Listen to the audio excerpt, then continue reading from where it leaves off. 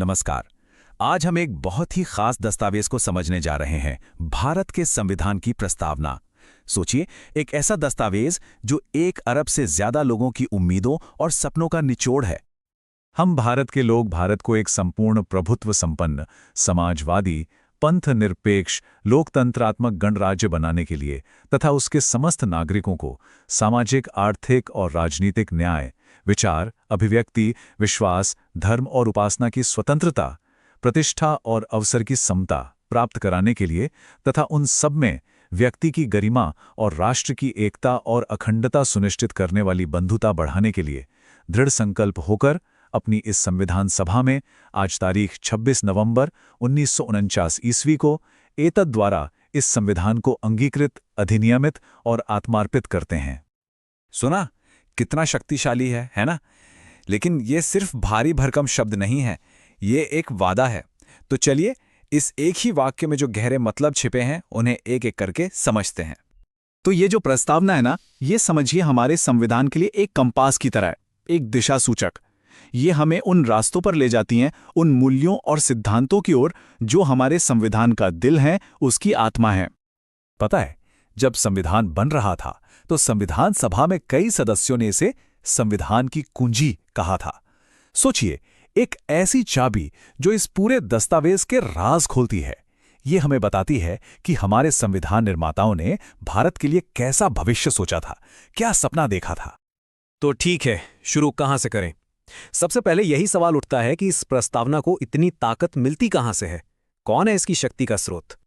ये 3 शब्द पूरे संविधान का सार हैं। यही वो घोषणा है जो साफ साफ कहती है कि ये संविधान हमें किसी राजा ने या किसी बाहरी ताकत ने नहीं दिया है। नहीं, इसे भारत के लोगों ने खुद को दिया है।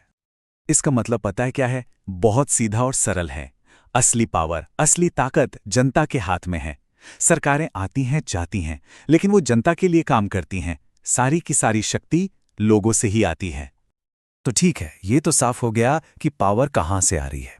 अब अगला सवाल ये है कि इस पावर का इस्तेमाल करके कैसा देश बनाने की बात हो रही थी?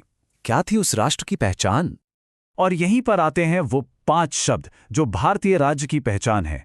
ये सिर्फ शब्द नहीं है, ये वो 5 मजबूत खंबे हैं, वो स्तंभ हैं जिन पर हमारा पूरा देश टिका हुआ है। तो सबसे पहला शब्द है संप्रभु। इसका सीधा सा मतलब है कि भारत अपने फैसले लेने के लिए पूरी तरह से आजाद है। कोई बाहरी ताकत हमें ये नहीं बता सकती कि हमें क्या करना है। चाहे वो हमारी विदेश नीति हो या किसी देश के साथ व्यापार का समझौता, फैसला हमारा होगा, बिना किसी दबाव के। अब आता है दूसरा शब्द, समाजवादी। और हां, यहां एक बात साफ करना बहुत जरूरी है।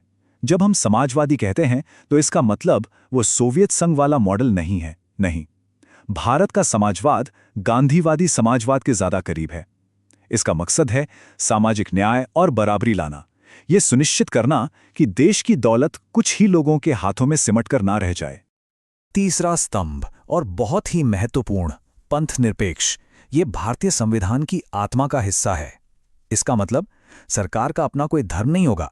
उसकी नजर में सभी धर्म एक बराबर हैं और हर एक नागरिक को अपने तरीके से अपनी आस्था और विश्वास का पालन करने की पूरी पूरी आजादी है। फिर आता है लोकतांत्रिक। ये तो हम सब जानते हैं, है ना? पर इसका आधार क्या है? आधार है सार्वभौमिक वयस्क मताधिकार। एक बड़ा भारी शब्द है, पर मतलब सीधा है। 18 साल से ऊपर का हर नागरिक वोट दे सकता है। कोई फर्क नहीं पड़ता कि इसकी जाति, धर्म या लिंग क्या है। सीधी सी बात है, सरकार जनता की मर्जी से बनेगी। और 5वां स्तंभ है गणराज्य। अब लोकतांत्रिक और गणराज्य में क्या फर्क है? सोचिए, एक गणराज्य में देश का जो मुखिया होता है वो किसी राजा या रानी की तरह विरासत में गद्दी नहीं पाता। नहीं, वो एक तरह से कंपनी के सीईओ जैसा होता है, जिसे शेयर होल्डर यानी कि हम सब जनता चुनती है। भारत के राष्ट्रपति चुने जाते हैं, उन्हें यह पद विरासत में नहीं मिलता। तो ये तो हो गई देश की पहचान, संप्रभु, समाजवादी, पंथ निरपेक्ष, लोकतांत्रिक, गणराज्य। लेकिन प्रस्तावना यही नहीं रुकती। इसके बाद वो हमें उन 4 बड़े मकसदों के बारे में बताती है, वो 4 महान लक्ष्य जिन्हें हासिल करने का हमने संकल्प लिया है। और ये लक्ष्य क्या है? पहला, न्याय। और सुनिए, ये सिर्फ कोर्ट कचहरी वाला न्याय नहीं है, ये बात करता है सामाजिक न्याय की, यानी जातीय धर्म के आधार पर कोई भेदभाव न हो। ये बात करता है आर्थिक न्याय की, यानी सबको आगे बढ़ने के बराबर मौके मिले। फिर है स्वतंत्रता, समानता और बंधुता। ये चारों मिलकर एक बेहतर समाज की बुनियाद रखते हैं। तो चलिए अब इन सभी टुकड़ों को एक साथ जोड़कर देखते हैं। अब हमारे सामने प्रस्तावना की पूरी तस्वीर साफ हो जाएगी। देखिए ये कितना खूबसूरत है। सब कुछ एक दूसरे से कैसे जुड़ा है। शक्ति का स्रोत कौन? हम, भारत के लोग। हम तय करते हैं कि हमारे देश का स्वभाव कैसा होगा। संप्रभु, समाजवादी, पंथ निरपेक्ष, लोकतांत्रिक, गणराज्य। और फिर इसी स्वभाव के आधार पर यह देश अपने नागरिकों से वादा करता है न्याय, स्वतंत्रता, समानता और बंधुता का।